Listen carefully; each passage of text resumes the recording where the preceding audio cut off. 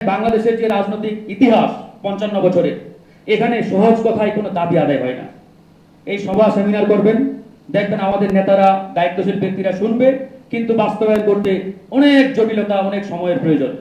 আপনাদের যৌক্তিক দাবিগুলো যাতে অতি দ্রুত বাস্তবায়ন হয়, তার জন্য আপনাদেরকেও মাঝে মাঝে নরম থেকে গরম হতে হবে। তবে সেই গরমটা যাতে আবার অতি গরমের পর্যায়ে না যায়, অতি গরমের পর্যায়ে গেলে গলে যাবেন আবার, বুঝছেন তো? তবে দাবি আদায়ের জন্য মাঝে মাঝে নরম থেকে গরম হবেন। আমরা চাই আপনাদের এই যৌক্তিক দাবিগুলো অবশ্যই বাস্তবায়ন হোক।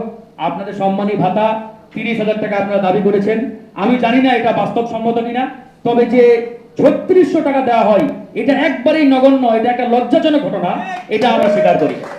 সরকারকে আমরা আহ্বান জানাবো যে আপনারা আমাদের দায়িত্বশীল ভাইদের নিয়ে বসেন, মিটিং করেন, আলোচনা করেন, এবং ফলপ্রসূ আলোচনার মাধ্যমে যেটা সরকারের পক্ষে দেওয়া সম্ভব আপনারা এরকম একটা অ্যামাউন্ট তাদের জন্য সম্মানী ভাতা নির্ধারণ করেন।